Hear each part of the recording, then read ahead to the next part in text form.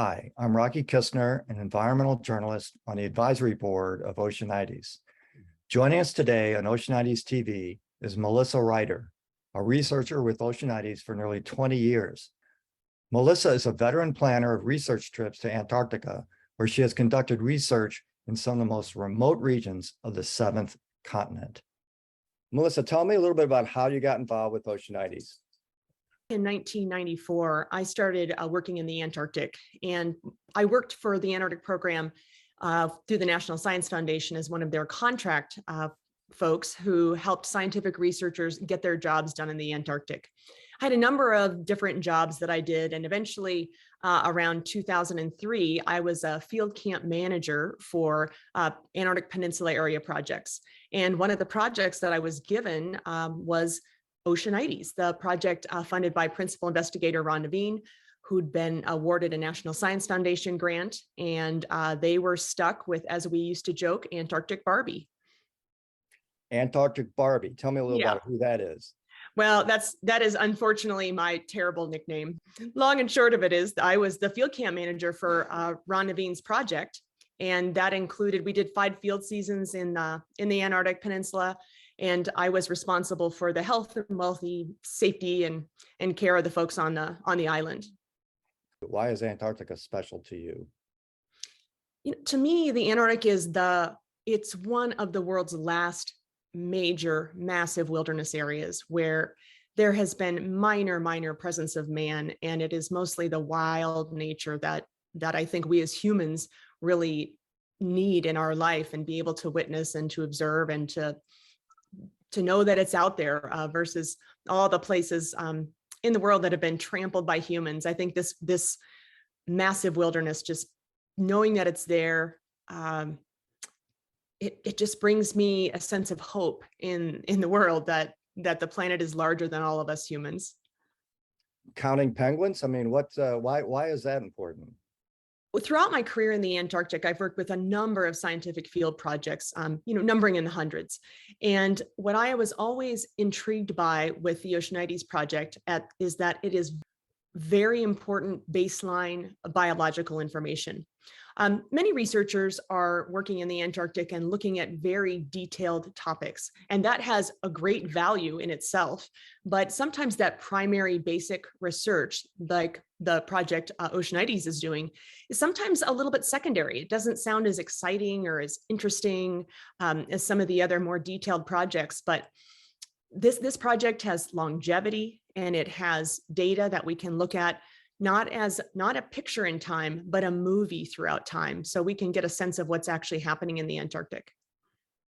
So why should people care about penguins and what's happening in a place like Antarctica? It's so far away. What really matters to people in, say, the United States or elsewhere?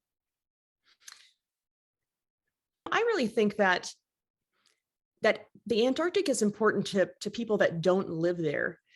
Partially because of the intrinsic value of having this wild nature. And I also think it's an important place where it's sort of, we're taking the temperature of the world in places like the Antarctic and other polar regions. It's like sticking a thermometer in the mouth of the planet. And there we are seeing changes in the polar regions that basically are going to tell us about what's happening in the more temperate regions that we live in. And that's why it's important for us to, as you know, most of us living in temperate environments, to pay attention to this, because this is how we can see what's coming our way. We can see how environments change and respond to the climate changes that are going on right now. Tell me a little bit about those changes. What have you personally seen in terms of changes in the Antarctic? My experience in the Antarctic is relatively short. I both spent about 27 years going to the Antarctic. And even in that short time frame, I've seen incredible changes. I've seen places that were formerly known as a point of land become now an island of land. And so I have personally seen the ice roll back. I have seen the Gentoo penguin, one of the penguin species that we study, march ever southward, typically a warm weather loving penguin, is moving south because the conditions allow that to occur. Um, we've seen rain in the Antarctic, and not in places like the Antarctic Peninsula, but in places deep into the continent that are very unusual to have these kind of events. And that's just the simple things in my own lifetime. And those changes can have impacts on people in other parts of the world.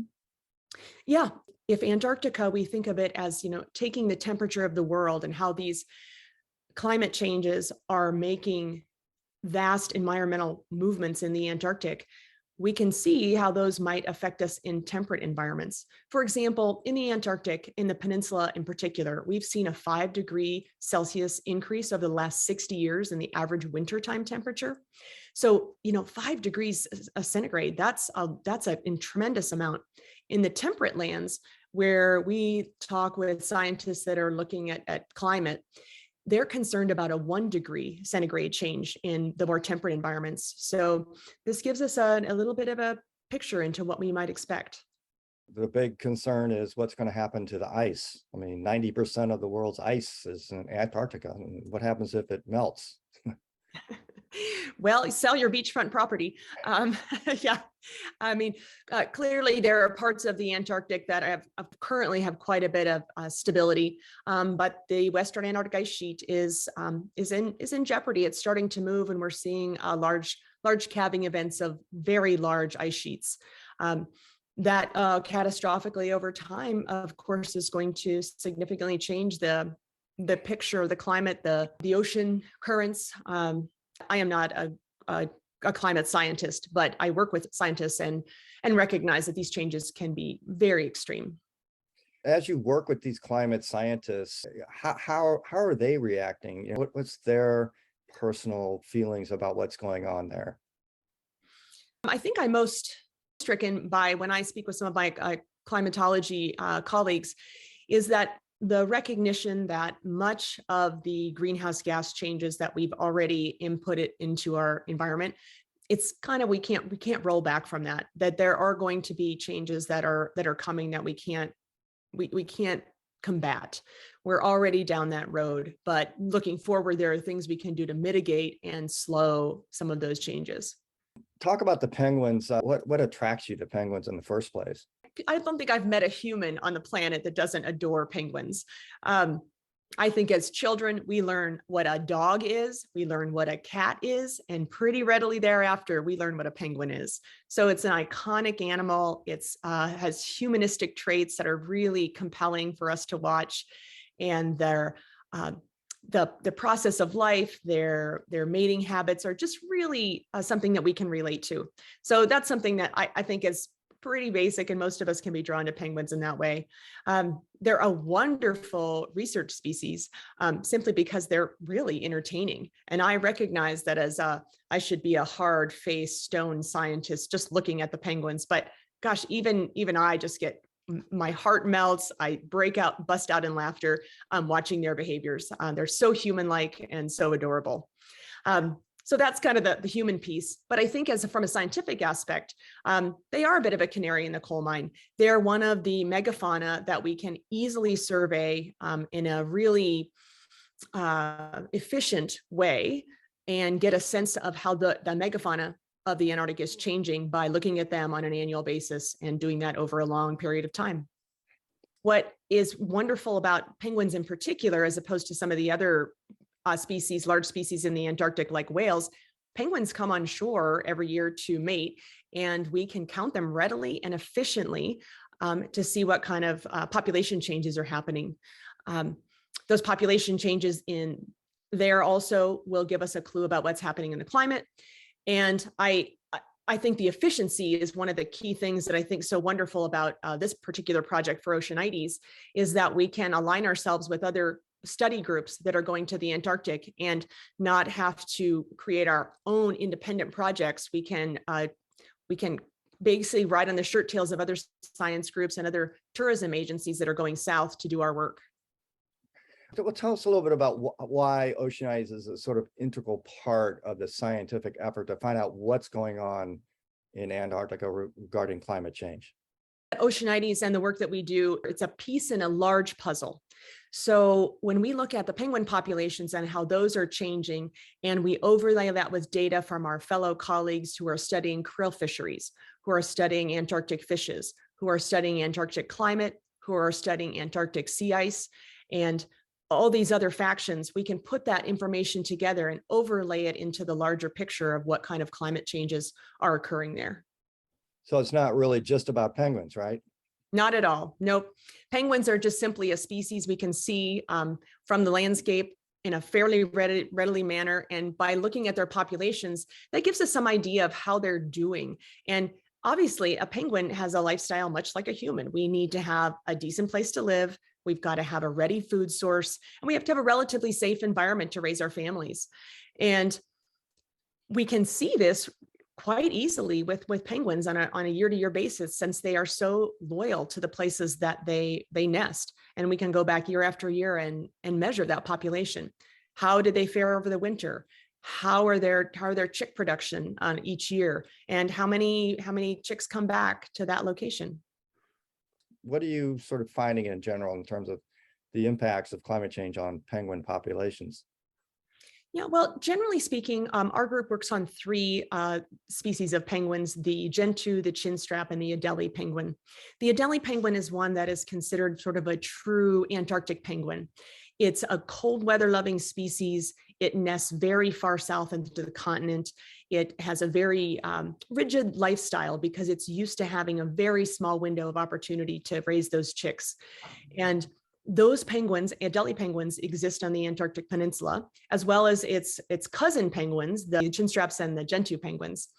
What we see for the chinstraps and the gentoo penguins is that they can cope with a much warmer environment. So they're a little more flexible. They can eat different types of food.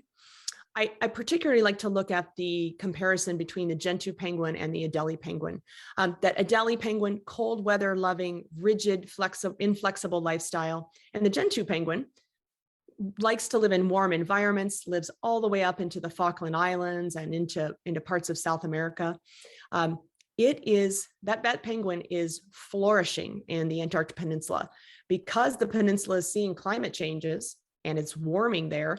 They've been expanding their range. They are increasing their population in habitats that they have bred in for at least 100 years and much longer. And the Adelie penguin in that same environment is losing ground. The Adelie penguin can't make a living in this warming climate as well as the gentoo penguin, who's doing great. What lessons can we learn from penguin populations in Antarctica that may apply to humans around the world? I think what the lesson we can take away is, that some species in the Antarctic are doing relatively well with that change, but other species are really struggling in certain locations that are seeing that massive climate shift. And I think we as humans are going to see that same thing, that we're going to see some areas that are going to be rather stable and quite habitable. And on the other hand, there are going to be a lot of marginal areas where humans will be significantly impacted in their ability to make a life for themselves and to live in a safe environment. So are you optimistic we'll be able to deal with these rapid changes taking place in the Antarctic? I think that those our impacts to the environment are sort of a foregone conclusion for the immediate future. I do think that we can make some significant impacts in the way that we as humans live in the longer term for the Antarctic penguin species. I think there's some of the bad news for the penguins in the Antarctic Peninsula is that some of those species are likely to be extinct in that part of the peninsula, likely over the next several decades. In particular, I would suspect that Adelie penguin populations in the Antarctic Peninsula are going to decline rapidly. We've seen that in the data so far. And the good news for the Adelie penguin is it does have a robust population, but in places in the Antarctic that are much colder. And the penguins have lived in the Antarctic Peninsula, the Adelie penguins, for centuries. But as we see that change, I think we need to pay attention to that. Again, I don't want to sound like an alarmist and say the Adelie penguin's not going to become extinct over the next several decades, but it's going to have major shifts in the habitat where it lives. And that's what I think is we need to pay attention to. What worries you the most? When I am in the Antarctic and see all of this vast landscape that is, virtually untouched by human hands, I mean, that is a magical and uh, amazing experience. That's truly, it's just pierced my heart. I'm in love with that continent for those reasons. And I think what I can see there is it's really difficult for us when we are living in our, sort of normal environment in the temperate parts of the world to recall that what we do here in these temperate parts of the world are making such a big impact in the polar regions where we're seeing climate change. We're seeing temperatures increase in those regions, loss of sea ice, and it's really hard to put yourself when you're in your day-to-day world, working your job, getting things done. It's hard to imagine those impacts are so strong down in the south or in the far north. But that's what I think is really important for us to recognize. Why should people really care about this? Because it's going to tell us what's coming in our future. The changes in the polar regions are a little bit ahead of what we're seeing in the temperate zones where most of the population lives. So this is a little harbinger of what's to come. And I think that's the important part that we need to witness. I also think that we need to pay attention to the fact that we have this amazing landscape in the poles, in the Antarctic. It is a place that is a treasure. It is nearly untouched by human hands, and we need those places to sustain our emotional well-being as a human population. And the future for your family and friends, is that something that worries you too? For my family, for the young members of my family, I think it's going to be a very different picture than the one that I saw at their same age as they mature. I think we'll see changes, and that will be the great question of how we as humans cope with that and are kind to our fellow humans and supportive of the places that are going to be impacted more greatly than others. Thanks, Melissa, for giving us your insights on Oceanites TV, and best of luck with future expeditions.